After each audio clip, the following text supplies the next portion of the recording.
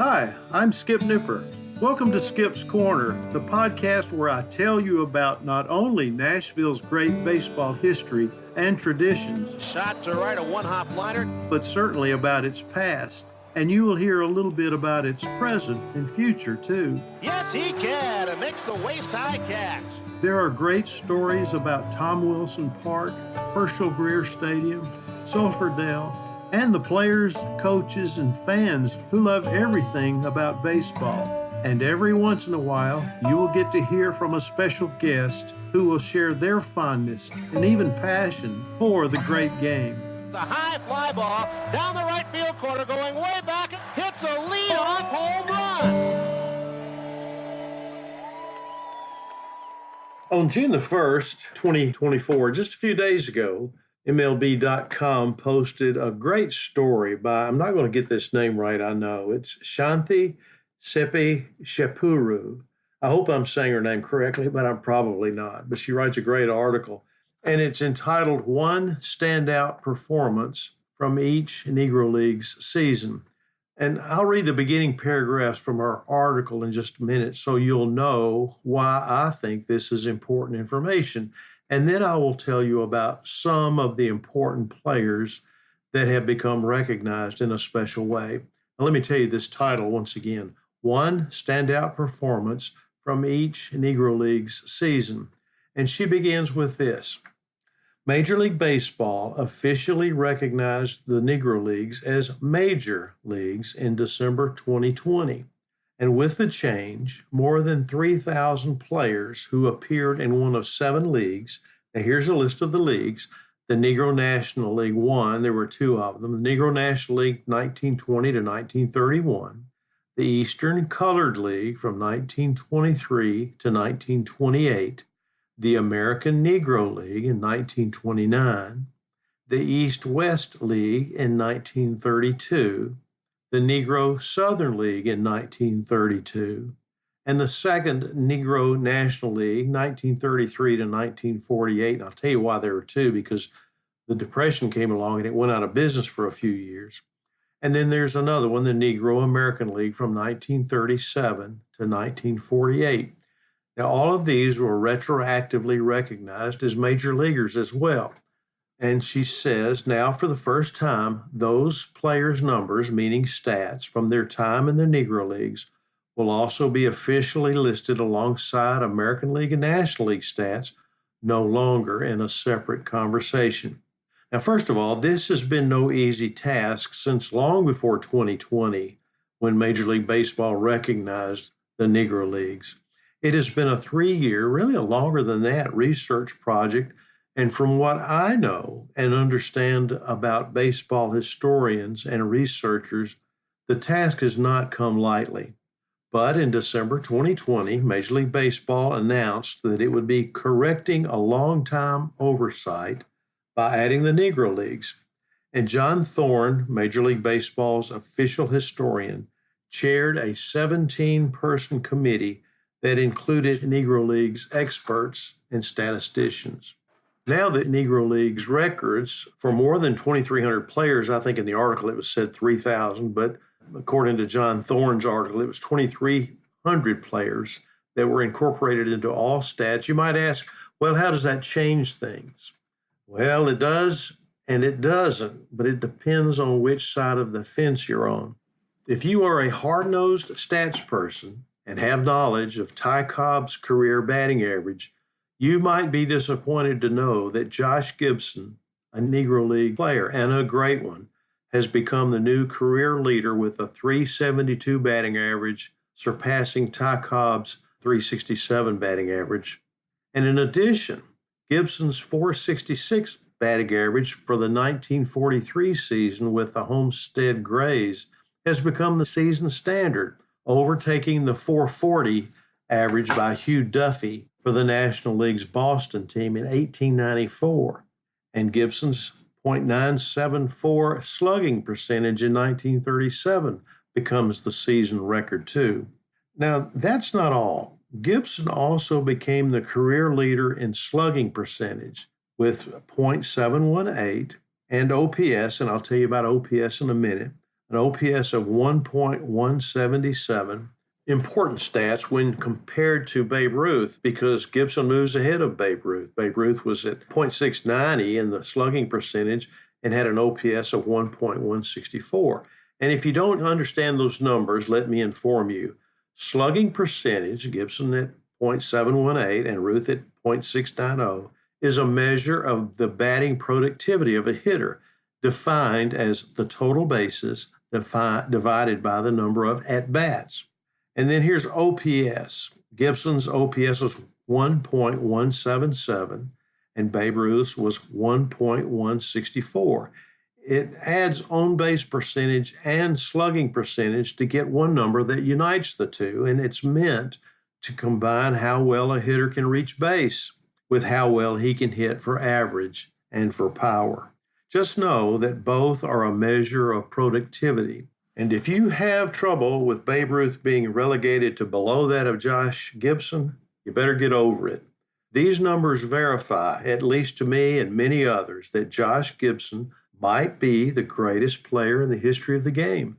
And don't take the stats for granted. Listen to some quotes about Gibson, because I think they're important too. The best hitter I've ever seen. He had the power of Babe Ruth and the hitting ability of Ted Williams. And that's from Hall of Famer Buck O'Neil. And here's another one. You look for his weakness, and while you're looking for it, he's liable to hit 45 home runs. And that's from Satchel Paige, another Hall of Famer. And here's a third one. I played with Willie Mays and against Hank Aaron. They were tremendous players, but they were no Josh Gibson. And that's from Monty Irvin. I have spoken to one person that I know of, that I remember, who saw Josh Gibson play at Nashville's Sulphur-Dale. Everyone's Mr. Baseball, Junie McBride, and he was a good one. He was always at the ballpark. Even as a youngster, he slid down the ice chute to get into Sulphur-Dale, he told me. He helped warm up Honus Wagner before a Pirates game in Nashville. He remembered how big his hands were. And he was a local player, coach, manager, and scout in the Nashville area. He once told me about one of Gibson's appearances here when he said, I saw Gibson hit 2 home runs over the left center field wall at Sulphur-Dale, the 2 longest home runs I ever saw hit there, and I've seen a lot of them. Now, the Sporting News, baseball's written authority for decades, wrote in 1967 about Gibson hitting a 580-foot home run in Yankee Stadium. The ball landed 2 feet from the top of the bleacher wall. And in 1972, Gibson was elected to the Hall of Fame. He passed away on January the 20th, 1947. Now, it's not just about Gibson and about some of these others. There are more stats to add in, such as Willie Mays will gain 10 hits from the 1948 Birmingham Black Barons when he played a few games for them. It'll increase his total to 3,293. And Minnie Minoso surpassed 2,000 hits with all these new stats. He was credited with 150 for the New York Cubans from 1946 to 1948. That will boost his total to 2,113. And Jackie Robinson, we all know who broke MLB's color barrier with the 1947 Dodgers. He'll get credit for 49 hits with the 1945 Kansas City Monarchs. That increased his total to 1,567. That was the year that he first came to Nashville and played a game at Sulphur-Dale. More stats. Among pitchers, Satchel Paige gains 28 wins, raising his total to 125. Now, besides Junie McBride, where's the Nashville connection to all of this? Well, there are 2 that stand out, both born in Nashville, whose names have come to the forefront from the article at MLB.com. Norman Turkey Stearnes and Henry Kimbro. Stearnes is a Hall of Famer, the class of 2000, and Kimbro probably should be. And maybe these new stats will bring to light just how good he is. But for now, these 2 are called out in a special way. In 1925, Stearnes, playing for the Detroit Stars in 95 games, had a .371 batting average, a 1.107 OPS, hit 19 home runs, and had 126 RBI. Now, Stearnes was one of the best hitters of his time, so it's hard to pick which season, of which he played 18, to highlight. But in addition to those 19 homers, impressive enough on their own, he also hit 24 doubles and 14 triples in 1925, which goes a long way toward explaining that absurd OPS of 1.107. And Henry Kimbro is highlighted for his 1947 stats, Elite Giants, when he played in 64 games, had a .385 batting average, had 24 doubles. Now, he was fast, his daughter, Dr. Harriet Kimbrough Hamilton, has told me. He hit 8 home runs. He was strong, too, she said, and he had 52 RBIs. Now, Kimbrough won a batting title that year, 1947, but that's not all. He also led the Negro National League in doubles, on-base percentage, slugging, and OPS, and went to his final East-West games, of which 2 were played that season, number 6 and 7 of his career. That's pretty strong, too. And all of this inclusion will bring about some controversy. Of course there will, especially when the misconception that stats from barnstorming days were going to be added in, too. And I assure you, I've been reading up, barnstorming stats will not be included.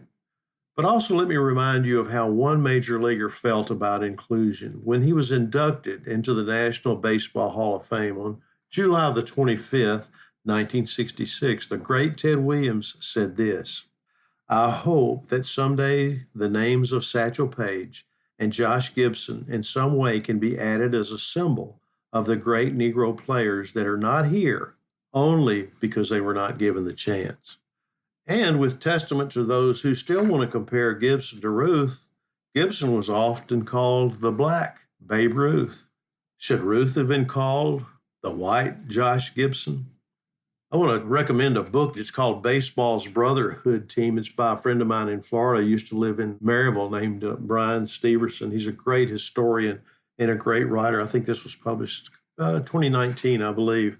Baseball's Brotherhood Team. Brian is as good as they come in studying and telling about what he knows about Negro Leagues and regular baseball. He's a great fan of the game. Now, do you have an opinion about the addition of Negro League stats to all of Major League Baseball? Now, you can draw your own conclusion, and if you want to, I'd be happy to hear or read what you have to say. Now, here's what I'd like for you to do. Let's get this conversation going. Let's get it rolling a little bit and see what others have to say. Write to me at 262downright@gmail.com. Now, 262 downright is the distance from home plate to the right field fence at Sulphurdale. So it's 262 downright@gmail.com. I'd love to hear from you. And you can also find me on Facebook and Instagram, X, formerly known as Twitter, and Threads. Let me know. I would love to get this conversation going. I'm always grateful that you would listen to my conversations, my one-person conversations in many cases, but also that I hope that you're included in what I'm having to say, that you can draw your own conclusions and get back to me. As always, thanks for listening.